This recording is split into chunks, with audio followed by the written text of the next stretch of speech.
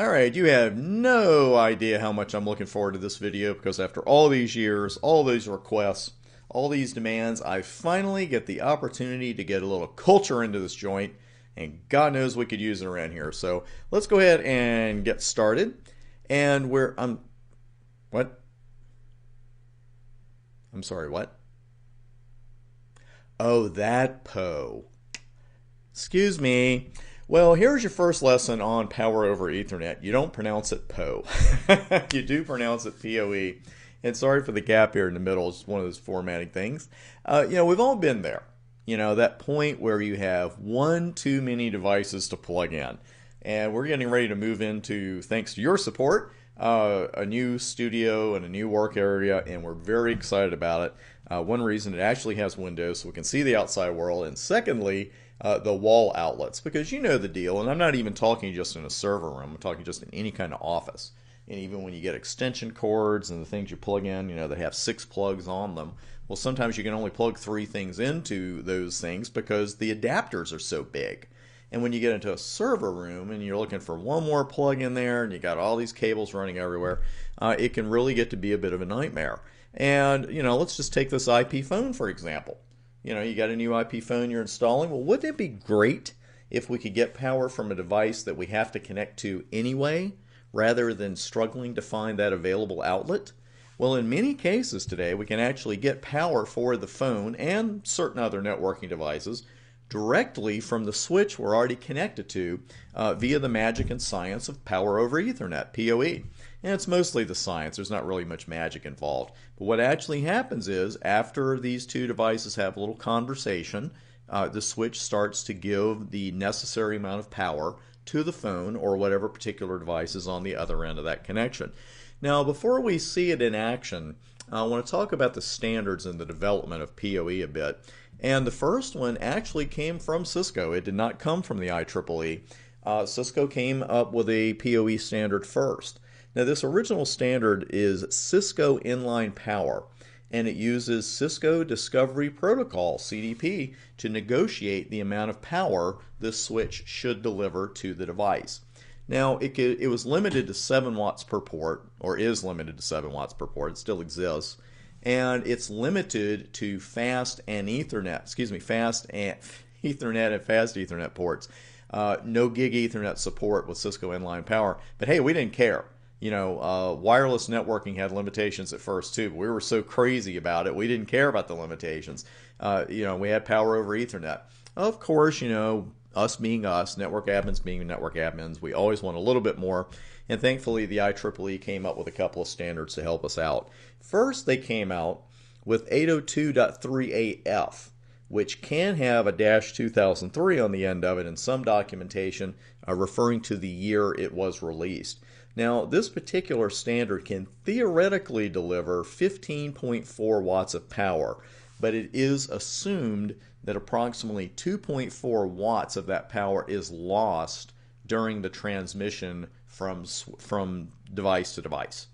This standard, though, does support power over Ethernet over gig Ethernet ports, so that was a big step forward. That IEEE PoE standard was followed by another one in 2009, 802.3AT, which again can have a -2009 on the end of it, but it's generally referred to as PoE+. Now, this standard is backwards compatible with 802.3AF, and it can deliver up to 25.5 watts. So we're getting a little more power as we march on. Now, the latest, and many would say the greatest PoE implementation, is Cisco's Universal Power over Ethernet, UPoE. And unlike the other standards, which can only use 2 sets of wires, UPoE can use all 4 pair of wires in the cable and can deliver up to 60 watts. So what's not to love, right? Well, the only issue with UPoE is it's not, I don't want to say not widely available yet, but only certain Cisco switch models can run them. A lot of earlier switch models that can run other forms of PoE cannot run UPoE, so it's something you need to be aware of when you're making your purchasing decisions.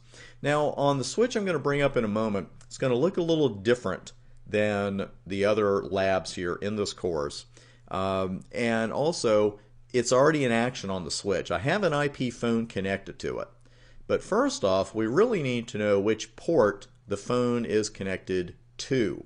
So what command would show me that? Let me bring that up just a tad here. There we go. What command can show me an IP phone, a Cisco IP phone that's directly connected to this switch? Boy, you think that CDP is going to be just something you learn in your CCENT or CCNA studies and you never think about it again. And by golly, here it is.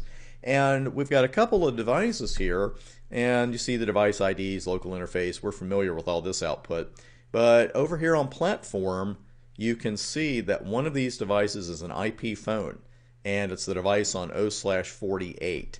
So let me move this back up. This is a remote connection, so it's a little tougher to work with. There we go. So we know that our device is on 0/48. And the command to see what's going on right now with your power over Ethernet is show inline power. And let me run that for you here. Oh, excuse me, show power inline. Sorry about that. Well, when you run that command, you're going to get the PoE information for every single port on the switch. And of course, we might not want the information for every port on the switch. I'll show you how to filter this in just a moment. There's one piece of information, though, at the top that I wanted you to see. Let me bring that up on the PDF real quick. When you look at the top of show power inline, it's going to have values for how much wattage is available, how much is being used, and how much remains. And that's at the very top of that output. Let me see if I can bring that up, because this is a little slower than the one we usually use. Yep, there we go. Patience is a virtue, but that doesn't mean I have to like it. Almost there. Sorry about that. I'm just trying not to move it too far to the side. So I've got show power inline, and again at the very top, it's going to show you how much power is available, how much is being used, and how much remains. So to filter that output just a little bit here, we're going to go with show power inline, and then you can name the actual interface. And you can see here we've got the same headings: interface, admin, oper for operation, power, device, class, and max. Most of those are self-explanatory, but let's go over all of them anyway.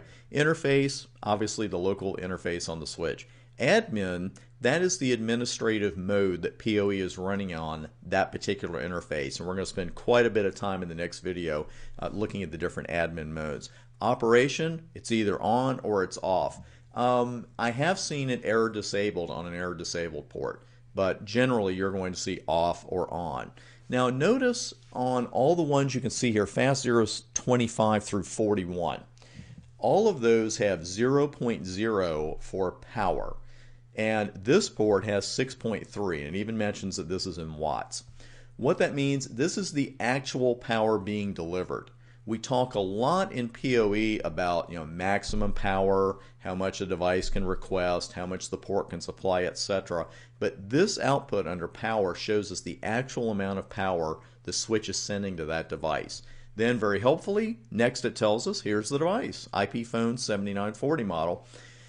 Class, we have N/A. We're coming back to that in the beginning of the next video. And max. And actually, let's talk about those last two right now, class and max.